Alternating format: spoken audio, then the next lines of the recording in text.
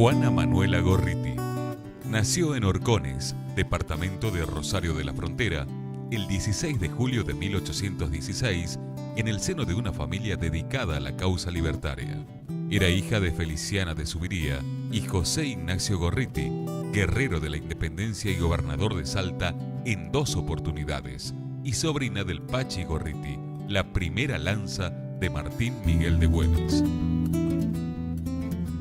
Hasta hace poco tiempo atrás, no se había logrado determinar con exactitud su fecha de nacimiento. Sin embargo, en una carta fechada el 20 de julio de 1816, el canónigo Juan Ignacio Gorriti escribe a su hermano José Ignacio Gorriti, quien se encontraba en el Congreso de Tucumán como representante de Salta, para informarlo sobre el nacimiento y buena salud de su séptima hija de apenas 5 días de edad. En noviembre de 1831, el general Gorriti debe exiliarse en Bolivia con su familia. Allí será donde en 1832 la joven Juana Manuela Gorriti conozca a Manuel Isidoro Belzú, oficial del ejército boliviano, con quien se casó al año siguiente y tuvo 2 hijas. Posteriormente, el general Belzú fue desterrado de Bolivia y partió junto a su familia al Perú, donde al poco tiempo se separaría definitivamente de Juana para volver a Bolivia. Juana Manuela se encontró en Lima sin recursos. Allí abrió una escuela y un colegio para señoritas y se dedicó a la escritura. Inició unas veladas literarias que atrajeron a los escritores más destacados de la época y siguió escribiendo y publicando de manera prolífica. La aparición de su novela corta, La Quena, en 1851, publicada por entregas en El Comercio de Lima, la ubica como la primera novelista de Sudamérica.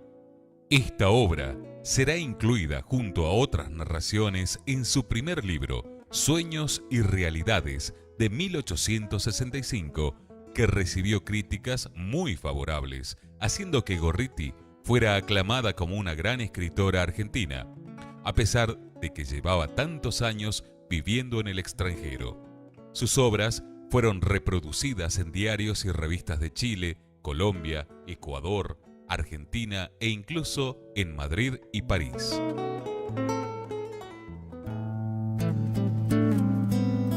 Cuando los españoles sitiaron el puerto del Callao, Perú, en 1866, Juana Manuela Gorriti se convirtió en una heroína de la resistencia peruana, arriesgando su vida para rescatar heridos.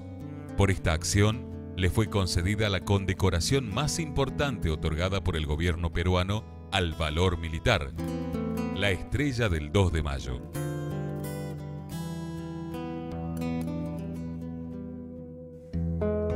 Después de medio siglo, en 1875, regresó a la Argentina. Se instaló en Buenos Aires, donde fue recibida con honores, reconocida literariamente y asistida con una pensión. Fundó el periódico La Alborada Argentina, donde publicó elocuentes artículos sobre la capacidad, los derechos y la educación de las mujeres. Volvió otra vez a Lima, ciudad donde continuó su labor prolífica como escritora y con su salón literario, que seguía siendo el más prestigioso de Lima y donde semanalmente se daban presentaciones de música, recitaciones de poesía y narrativa, conferencias y discusiones sobre temas de actualidad. Continuó viajando permanentemente entre Lima y Buenos Aires e incluso regresó a su Salta natal, ya enferma en 1886.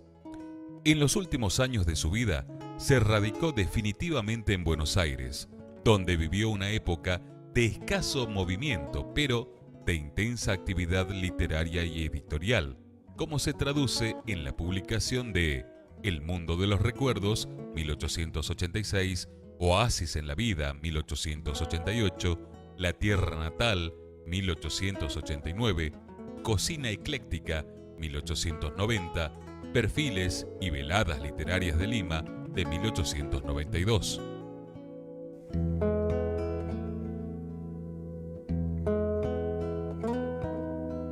siempre reconocida y que es momento ya de poner en valor sus historias como ejemplo y como, a ver, dar cuenta también que la mujer fue parte del proceso histórico y ocupó roles muy trascendentales, que es tiempo ya de darlos a conocer. Claro, y sacar esa frase que era detrás de cada gran hombre hay una gran mujer. Estas no estaban atrás de nada. Hay un proverbio egipcio que dice que está detrás para sostenerlo, porque si no, no se sostendría el hombre solo. Sí, podría ser. Mirá, sea por lo que sea, atrás no anda nada. No, la verdad. No. Y es el caso justamente de quien vamos a conversar hoy, que es Juana Manuela Gorriti.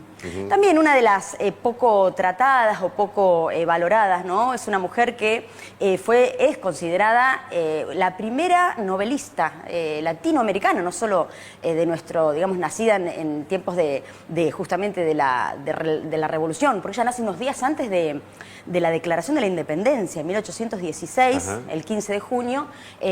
Parte de su familia uno de sus tíos era representante en el Congreso de Tucumán, su padre, José Ignacio Gorriti, era un hacendado de Güemes, participaba también en la vida política. Su otro tío era el lancero principal de los Infernales, tenía un tío canónigo también, que estaba a cargo de un beaterio allá en Salta. Una familia atravesada por el contexto revolucionario, pero partícipe también, ¿no? En un escenario complejo para aquellos años, 1816. Ella nace en ese contexto, desde muy chiquitita mostró un fuerte temperamento, mucho sentido de la libertad. Vivían en los Horcones, en el departamento de Rosario de la Frontera, en una estancia muy bonita, pero ella tenía un contacto con la naturaleza, los caballos, hasta que un buen día, ella lo recuerda como el día del duelo de su vida, deciden llevarla a justamente esta escuela, este beaterio donde oficiaba su tío como canónigo. Y claro que el estar en un ámbito rural te daba otras posibilidades. Bueno, hoy en día lo vemos también. Sí. Vos fíjate que los pibes que vienen del campo hoy en día manejan mucho más temprano que los de ciudad. ¿Por qué? Porque tienen la posibilidad de llevar equipos adentro del campo. En ese momento tenía una vida mucho más libre. La concepción, exacto, la concepción y lejos de la vida de era las otra. Sociales que eran bastante ajustadas y por sobre todas las cosas para la mujer. Sí, ¿no? de hecho, cuentan que Güemes la quería mucho a esta, que era la hija de su amigo, y que destacaba esto, que era una jovencita de un temperamento y de un sentido de la libertad. Un poco Güemes habla un poco de esto, ¿no? Que ella había nacido en ese contexto y metafóricamente reunía las condiciones, ¿no? de aquellos tiempos de tener esa fuerza. Pero bueno, era una niña, entonces esto, bueno, no estaba pensada su futuro para el ejército revolucionario. Lo que sí, ella, a pesar de estar en desacuerdo y de rebelarse, logra en el tiempo que está instruyéndose conocimientos en literatura, en religión, en idiomas, en francés. Entonces tiene una formación, ¿no? importante. Pero sucede, por esos entreveros de la política argentina en nuestra historia, que su padre luego fue gobernador, después de la muerte de Güemes, lo sucedió en la gobernación de Salta, pero a la hora que llega Rosas al poder, su padre, por disidencias políticas y por cuestiones que no vamos a entrar, se cambia, o sea, pasa al otro bando. De ser un aguerrido defensor del federalismo, pasa al bando unitario. Esto le ocasiona, persecución, desacuerdos y demás. Entonces decide con su familia exiliarse a Tarija. Juana Manuela tenía apenas 14, 15 años en este momento, y al poquito tiempo conoce nada más y nada menos que a quien fuera unos años más tarde uno de los presidentes de Bolivia, que era Manuel Isidoro Belzú. Dicen que fue un amor a primera vista, que fue una historia muy turbulenta. Ella tenía, como decíamos, un temperamento fuerte para la época. Él era político y militar.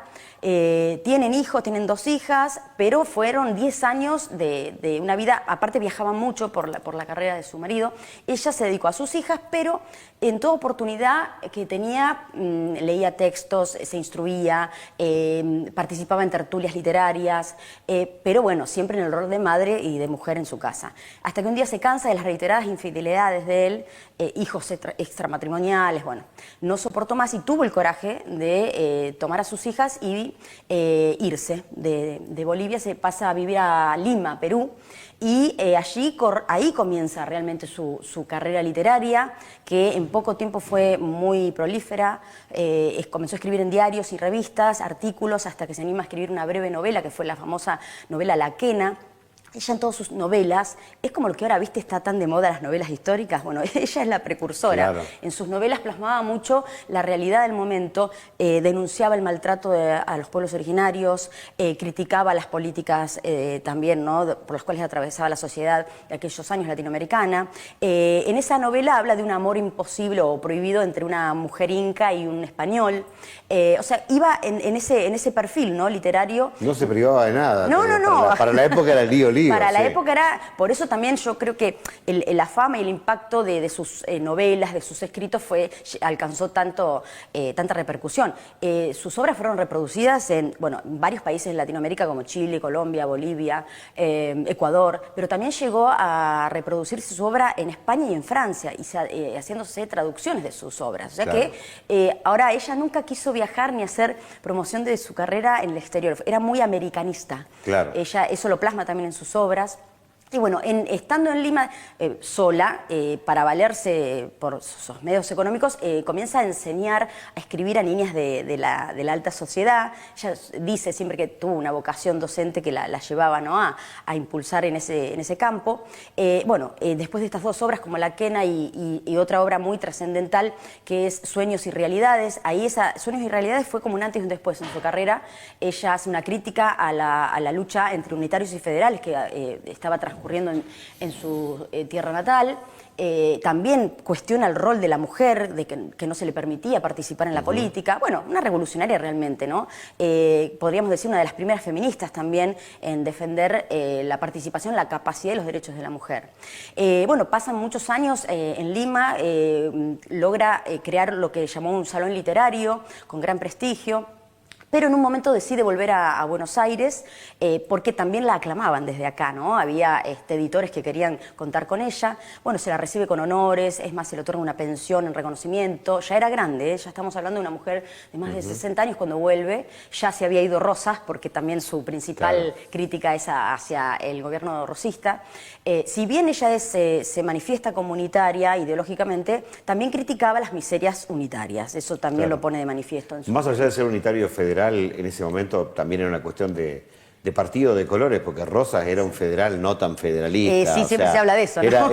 Era unitario, pero de la provincia de Buenos Aires. Claro, era un federalismo ahí medio como... Para la provincia de Buenos Aires un poquito de Santa Fe y nada más. Exactamente, siempre se le cuestiona eso a Rosas, ¿no? Más allá de también su valor defendiendo la soberanía nacional. Es, controversial, como muchos grandes de nuestra historia, ¿no? Que tiene sus pros y sus contras, sus aciertos y sus errores, como todo. Pero bueno, esta mujer, cómo a pesar de tener su postura ideológica, criticaba lo que a ella consideraba que era injusto, ¿no? Estando en Buenos Aires, funda un periódico que se llamó La Alborada del Plata, que le dio también mucha trascendencia justamente a la participación de la mujer, pregonaba, ¿no?, esta participación de la mujer, aparte de que seguía escribiendo novelas, tiene infinidad de textos, y decide en un momento volver a Lima, extrañaba su vida en los salones literarios, siguen las repercusiones, sigue creciendo. Ahora su salón literario en Lima pasa a ser un espacio artístico para músicos destacados, se generan debates, conferencias, ¿no? Una actividad muy, muy intensa artísticamente, intelectualmente. Cuando ella enferma, tiene problemas pulmonares, decide volver a su Salta natal, a pasar un tiempo en Salta. Y por los problemas de salud y demás, una de sus hijas, porque una de las hijas muere jovencita, pero otra de sus hijas le recomienda volver a Buenos Aires. Y los últimos años los pasa en Buenos Aires, ella muere en 1892, casi con 80 años, esto también no es notorio. Hay un episodio también que se destaca porque, no solo el valor y el coraje de haberse separado de su marido, de haber emprendido una vida sola con sus hijas en otras tierras, ella siempre estuvo en constantes viajes, ¿no? Conocía muchísimo de América. Hay en un momento un sitio, los españoles llevan adelante un sitio en el puerto del Callao, en Perú, uno de los puertos más importantes de la época, y ella se ofrece como voluntaria, siendo ya una mujer prestigiosa, ¿no?, de las artes en Lima, se ofrece como voluntaria y rescata un montón de gente herida, de toda la situación que se estaba aconteciendo, y esto le vale una mención, una condecoración que el gobierno de Perú le da, y es la primera mujer y única del siglo XIX que en Perú recibe esta condecoración militar por su heroica participación en este sitio. O sea, digo, ¿no? Como una mujer en ese contexto no con dudó... muchas facetas. Sí, no dudó en arremangarse y salir, ¿no?, en defensa de sus compatriotas.